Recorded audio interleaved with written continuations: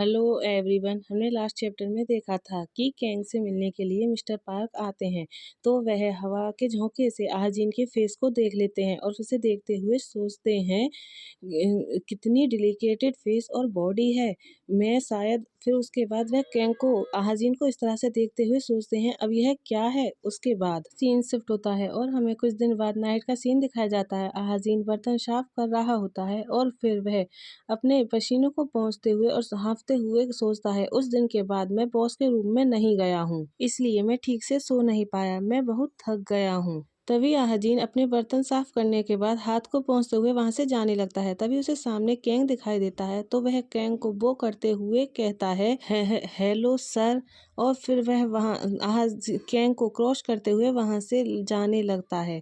तभी कैंग उसे जाता हुआ देखकर कहता है तुम क्यों नहीं आ रहे हो। यह सुनकर आहाजीन वहीं रुक जाता है और वह सरप्राइज हो जाता है। तभी कैंग पीछे टर्न होकर कहता है मैं तुम्हारा वेट कर रहा था। कैंग की ऐसी बात को सुनकर आहाजीन कांपने लगता है और अपने लिप्स को वाइट करते हुए सोचता है यह सही नहीं है। आहाजीन आगे सोचता है उसने मुझे बाहर जाने को कहा था लेकिन वह अब इतनी मीठी बातें कर रहा है जैसे कुछ भी ना हुआ हो। यह सोचने के बाद आहाजीन कहता है प्लीज वेट ना करें। तभी कैंग आहाजीन के शोल्डर पर अपने हाथ को रखता है और फिर वह सैड होते हुए कहता है आहाजीन तुम जानते हो कि मैं तुम्हारे बिना सो नहीं सकता, मैं 3 दिन से एक पल भी नहीं सो पाया हूँ। लेकिन आहाजीन कोई आंसर नहीं देता तो कैंग आहाजीन के शोल्डर को टाइट पकड़ते हुए कहता है ठंड है ना, और फिर वह उसके हाथ को टाइटली पकड़ता है और कहता है चलो अंदर चले। फिर सीन शिफ्ट होता है और हमें कैंग के रूम का सीन दिखाया जाता है। कैंग और आहाजीन आमने सामने बैठे होते हैं तो कैंग आहाजीन के फेस को टच करते हुए कहता है अभी कुछ ही दिन हुए हैं लेकिन तुम्हारा वेट पहले ही कम हो चुका है, वह वेट जिसे बढ़ाने में मैंने तुम्हारी हेल्प करने के लिए कड़ी मेहनत की। फिर कैंग आहाजीन की तरफ एक चॉकलेट बढ़ाते हुए कहता है तुम मुझसे गुस्सा हो है ना। यह सुनकर आहाजीन अपने फेस को टर्न करते हुए कहता है मैं क्यों नाराज होऊंगा। यह सुनकर कैंग एक लंबी गहरी सांस छोड़ते हुए कहता है आई एम सॉरी, मुझे उस बास्टर्ड का सर वहीं और उसी टाइम काट देना चाहिए था, स्पेशली तब जब मैंने कहा था कि यदि किसी ने कभी तुम्हारे साथ मिसट्रीट किया तो मैं बदला लूंगा। कैंग की बातों को सुनकर आहाजीन रोने लगता है तो कैंग आगे कहता है मैं तुम्हें बाहर निकालने के लिए माफी चाहता हूँ। कैंग आहाजीन को रोता हुआ देखकर उसे टाइटली हक लेता है और जोर से कहता है मुझे डर था कि तुम्हें चोट लग जाएगी, डर है कि कहीं तुम पर खून न लग जाए, चाहे वह तुम्हारा खून था या किसी और का। यह सब सुनकर आहाजीन और जोर जोर से रोने लगता है। फिर हमें कुछ टाइम बाद का सीन दिखाया जाता है। आहाजीन चॉकलेट खाने लगता है और कहता है तुमने जुंगो फंक्शन को यहाँ क्यों इनवाइट किया। कैंग और आहाजीन लेटे हुए होते हैं। कैंग आहाजीन की बैक पर हाथ रखते हुए कहता है क्योंकि मुझे अपने दुश्मन को जानना है, अभी हमारी फैमिली जुंगो फंक्शन से टकराने के लिए बहुत छोटी है, इसीलिए उनके साथ अस्तित्व का रास्ता खोजना बेनिफिशियल होगा। और फिर कैंग आगे कहता है इस बीच हमें सावधान रहना होगा और खुद को तैयार रखना होगा। एक लीडर के रूप में मेरी जिम्मेदारी है कि मैं अपने लोगों को प्रोटेक्ट करूं। कैंग की बातों को सुनकर आहाजीन बड़े ध्यान से उसकी तरफ देखने लगता है। फिर कैंग आगे कहता है अनुचित तरीके से लड़ने से मेरी फैमिली खतरे में पड़ जाएगी, जो गलत है। फिर कैंग आहाजीन के सर पर प्यार से हाथ घुमाते हुए कहता है बस थोड़ी देर और इंतजार करो। और फिर वह गुस्से में अपने दांत पीसते हुए आगे कहता है एक बार जब मैं स्ट्रांग हो जाऊंगा तो मैं उस दुष्ट से छुटकारा पा लूंगा जो तुम्हें नीची नजरों से देखता था। कैंग की बातों को सुनकर आहाजीन पैनिक होते हुए कहता है सर तुम्हें ऐसा करने की जरूरत नहीं है, मैं अब ठीक हूँ।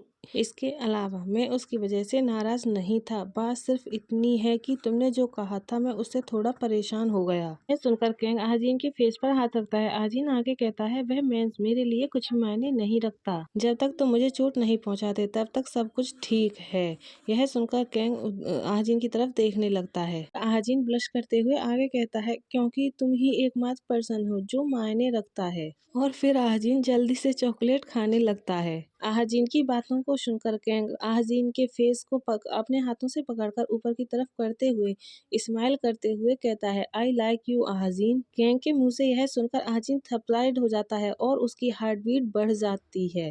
तभी कैंग आहाजीन के फेस को पकड़ता है और उसे किस करने लगता है। किस करने के बाद आहाजीन कैंग स्माइल करते हुए हंसते हुए कहता है मुझे लगता है मैंने तुम्हारी सारी चॉकलेट खा ली है। कैंग चॉकलेट का एक पीस उठाते हुए कहता है जो दिया गया उसे छीन छीन लेना भयानक है। यह बोलकर कैंग अपने मुंह में चॉकलेट लगाते हुए आजीन से कहता है, लो मैं इसे वापस दे दूंगा। यह सुनकर आजीन कहता है, ओके। यह बोलकर फिर वह दोनों फिर से किस करने लगते हैं। फिर सीन शिफ्ट होता है और हमें आजीन के बचपन का सीन दिखाया जाता है। आजीन वजन को लेकर जा रहा होता है, वह पूरी तरह से हाँफ रहा होता है।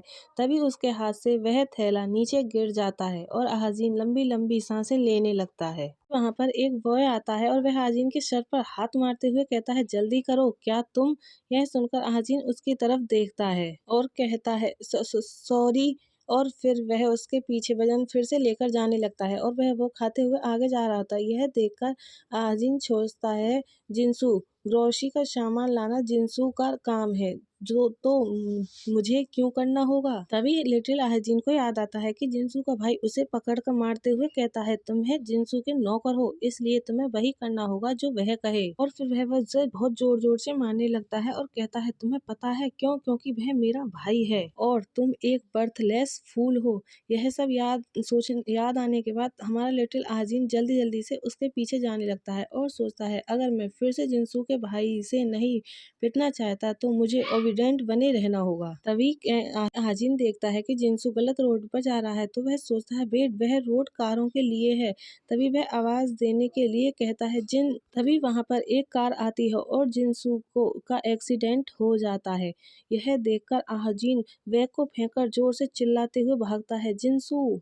आजीन देखता है कि पीछे से एक कार जोर से तेज से आ रही है, जिसे वह भी आजीन का एक्सीडेंट हो जाता है। आजीन के पैर में चोट लग जाती है और आजीन सरकते हुए जिनसू को देखकर कहता है, जिनसू। फिर वहां पर आसपास के लोग कहते हैं, माय गॉड नेस, क्या हुआ, एक साथ दो बच्चे।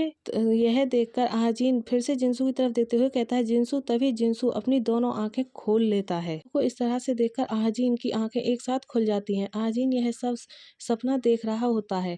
उसे इस तरह से देखकर कैंग उठता है और आजीन को पकड़ते हुए कहता है, आजीन क्या बात है, क्या तुमने कोई बुरा सपना आया, क्या वहाँ कोई घोस्ट था। कैंग आजीन लंबी लंबी सांसें ले रहा था और वह जल्दी से कैंग को हक करते हुए कहता है, मिस्टर कैंग। तो कैंग उसे शांत करते हुए कहते हैं, वहाँ है, वहाँ है। फिर आजीन सोचने लगता है, मुझे यह नाइटमेयर हर टाइम आता था, लेकिन जब मैंने बॉस के साथ सोना किया तो यह बंद हो गया। फिर कैंग आजीन से कहता है, अगर तुम्हें फिर से कोई बुरा सपना आए तो मुझे जगा देना, ठीक है। यह सुनकर आजीन कहता है, यस सर। सीन शिफ्ट होता है और हमें नेक्स्ट डे नाइट का सीन दिखाया जाता है। आजीन कांपते हुए जा रहा होता है और सोचता है, आज ठंड है, बेहतर होगा कि मैं जल्दी जाऊं और बॉस से हक करने के लिए कहूं। जैसे ही आजीन कैंग के रूम के पास पहुंचता है, वहां से मायूजीन आ रहा होता है। उसे देखकर आजीन वो करते हुए कहता है, हेलो सर। आजीन को वहां पर देखकर मायूजीन इस नखरे की स्माइल करते हुए कहता है, ओह हे आजीन, बॉस अंदर है। मायूजीन यह सब बोल ही रहा होता है कि तभी मायूजीन के पीछे कैंग के रूम से कोई बाहर आता है, जिसे देखकर